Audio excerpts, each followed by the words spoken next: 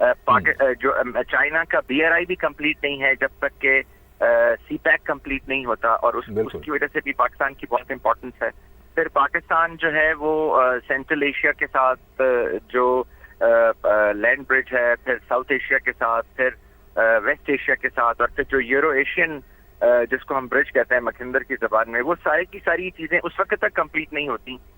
جب تک کہ اس میں پاکستان کو شامل نہیں کرتے. اب پاکستان نے پولیٹیکلی یا اپنا جو اس کا ڈپلومیٹک اسٹیچر ہے وہ تو لیول پہ آ گیا ہوا ہے، لیکن جیسے ہی کنیکٹیوٹی ہوگی تو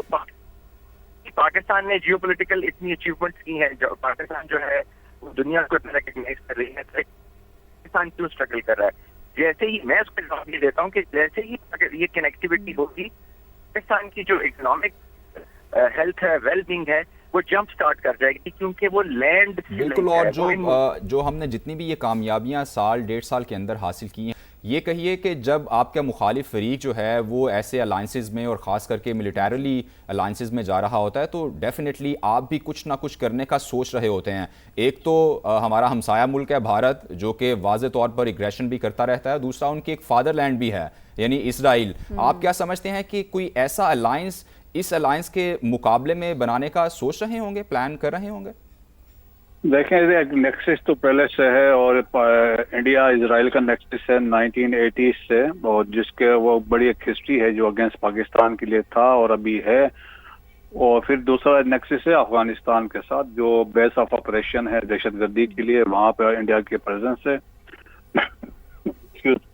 اور پھر اس سے دیکھیں کہ ان کی کوشش تھی آئی میک بنانے کی کوشش کر رہے تھے، اور اس آئی میک کا جو کنسپٹ تھا کہ بمبئی سے وہ جو کاریڈور سٹارٹ ہوگا اور it will go to Europe, لیکن اس میں ہم نے US سے گزر کے سعودی عرب اور جارڈن سے جانا تھا. تو لیکن وہ میرے خیال میں جو کنسپٹ تھا وہ بھی ڈی ریل ہو گیا اور فیل ہو گیا ہے. بٹ اسٹل اس کی کوشش ہوگی کہ کچھ گلف مڈل ایسٹ میں کچھ ایک آدھ ایسا ملک ہے وہ اسٹل ان کو فیسیلیٹیٹ کرنا چاہیں گے، لیکن پاکستان کی اس ٹرائلیٹرل سیکورٹی الائنس کے بعد جو پاکستان کا انفلوئنس ہوگا خطے میں، اسپیشلی سعودیز جب وہاں پہ موجود ہوں، اسپیشلی ویسٹ ایشیا میں،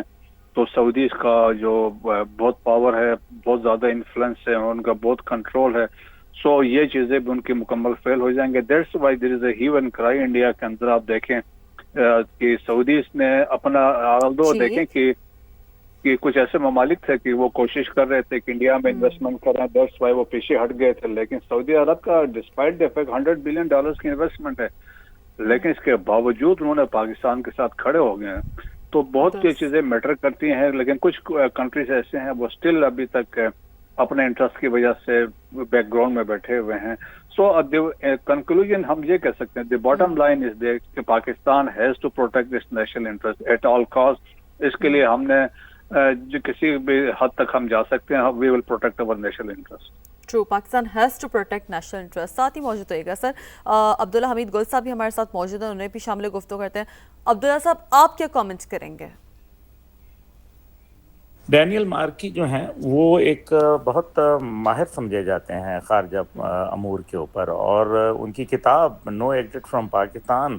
بڑی مشہور ہوئی دنیا کے اندر. اس میں مجھ ناچیز کا بھی ذکر کیا گیا ہے. بہرحال انہوں نے بھارتی نیوز پلیٹ فارم کو، دی وائر جس کو کہا جاتا ہے، اس کو انٹرویو ایک بڑا زبردست قسم کا دیا ہے. اس کے اندر انہوں نے بتایا ہے کہ کس طریقے سے پاکستان، ترکیہ اور سعودی عرب کا جو دفاعی معاہدہ ہے اس نے بالکل ایک گیم چینجر کی حیثیت اختیار کر لی، اور اس سے بھارت کو بہت ساری مشکلات پیدا ہونا شروع ہو گئیں. خاص طور پہ جو بھارت پاکستان کو ہمیشہ سفارتی سطح کے اوپر تنہا کرنے کی کوشش کرتا رہا، آج اس کے لیے مشکلات میں اضافہ ہو گیا. اور خاص طور پہ وہ یہاں یہ بھی بات کرتے ہیں کہ جس طریقے سے پاکستان نے خلیجی طاقتوں کے ساتھ قربت بڑھائی، جبکہ بھارت اس کو دور رکھنا چاہتا تھا، اور بھارت اس کے اندر بری طریقے سے ناکام ہوا، کیونکہ ظاہر ہے جب سیف ملکی ایک تعاون آ گیا تو اس کا مطلب یہ ہے کہ ایک مالی پشت پناہی، ایک دفاعی پشت پناہی، ایک سفارتی جو تعلقات ہیں اس سے پاکستان کا قد کاٹ میں بہت اضافہ ہوا، اور پوری دنیا پاکستان کی طرف خصوصی توجہ دینا شروع ہو گئی. بھارت نے مشرق وسطیٰ میں خصوصی تعلقات قائم کرنے کے لیے اربوں ڈالر خرچ کر دیے، لیکن پاکستان کی حکمت عملی نے اس کے تمام منصوبے خاک میں ملا دیے۔ پاکستان کی جو بہترین سفارتکاری اور مؤثر حکمت عملی نے نہ صرف پاکستان کو علاقائی طاقت کا مرکز بنا دیا، بلکہ اس کے علاوہ بھی پاکستان دنیا کے اندر اپنا ایک مقام پیدا کرنا شروع ہو گیا۔ اور جو بھارت کے حوالے سے انہوں نے یہ بھی کہنا تھا کہ بھارت کو پاکستان کے اوپر کوئی بھی اگر ایڈونچرزم اس نے کرنے کی کوشش کی تو اس کو یہ ایک سوچنا پڑے گا 10 دفعہ کہ وہ کس ملک کے ساتھ جا کے ٹکر لے گا جس کا دفاعی معاہدہ ہوا وہ ہے ترکیہ اور سعودی عرب جیسے ملک کے ساتھ الحمدللہ۔ اور ساتھ ہی ساتھ انہوں نے یہ بھی کہا کہ پاکستان کی جوہری، روایتی اور جدید تکنیکی صلاحیت بھارت کی یک طرفہ علاقائی بالادستی میں بڑی رکاوٹ بھی بن رہی ہے۔ میں سمجھتا ہوں کہ یہ ایک بڑا ہی اہم انٹرویو تھا، کیونکہ اس کے اندر پاکستان کے بڑھتے علاقائی اتحاد، بھارت کے سفارتی جو اثر و رسوخ اور عسکری آزادی، خلیجی ممالک تک رسائی اور اجارہ داری جو ہے اس نے بھارت کو بالکل محدود کر کے رکھ دیا۔ جو بھارت اپنا اثر و رسوخ رکھتا تھا، آج الحمدللہ میں سمجھتا ہوں کہ یہ ایک اہم انٹرویو، کیونکہ ایک طرف تو کل 14 اگست تھا اور ادھر پاکستان کا یہاں قومی ترانہ پڑ رہا تھا اور ادھر بھارت کے اندر صف ماتم بچھا ہوا تھا۔ پاکستان الحمدللہ افغانستان میں جو ڈینیل مارکی کا یہ بھی کہنا تھا کہ افغانستان میں 20 سالہ جنگ کے دوران پاکستان نے اپنی جو افواج ہے اس کو اندر غیر معمولی تصویراتی اہمیت حاصل کر لی ہے،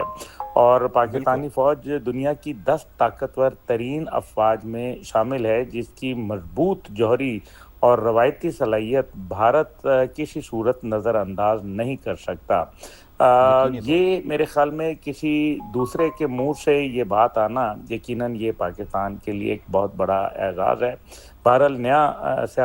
سیفرکی معاہدہ بھارت کو دفاعی پوزیشن پر یقیناً لے آیا ہے، افینسو پالیسی سے ڈیفینسو پالیسی پر لے آیا ہے، اور نئی دہلی کی سفارتی ناکامی کو وضاحت سے ظاہر کرتا ہے۔ بالکل، اور اب بھارت جو ہے وہ منہ چھپاتا بھی پھر رہا ہے۔ ویسے تو خیر پاکستان اکیلا ہی کافی ہے، اور پاکستان نے مئی 2025 میں یہ دکھا بھی دیا کہ پاکستان اکیلا بھی مقابلہ کر سکتا ہے، لیکن اب تو خیر پاکستان کے جو بھائی ہیں وہ بھی ایک جو ہے نا بازو بن کر ساتھ کھڑے ہیں۔ تو ساری دنیا یہ کہہ رہی ہے کہ اب بھارت یہ ایک دفعہ نہیں، 2 دفعہ نہیں، شاید 10 دفعہ سوچے گا اس طرح کے کسی بھی طرح کی ایگریشن کا کرنے کا، سوچنے کا بھی وہ شاید اب روادار نہیں رہا۔ بہت شکریہ عبداللہ حمید گل صاحب ہمارے ساتھ موجود تھے، بریگیڈیئر ریٹائرڈ مسعود احمد خان صاحب ہمارے ساتھ موجود تھے، اور کرنل ریٹائرڈ عابد لطیف صاحب ہمارے ساتھ موجود تھے، اپنا تجزیہ پیش کر رہے تھے۔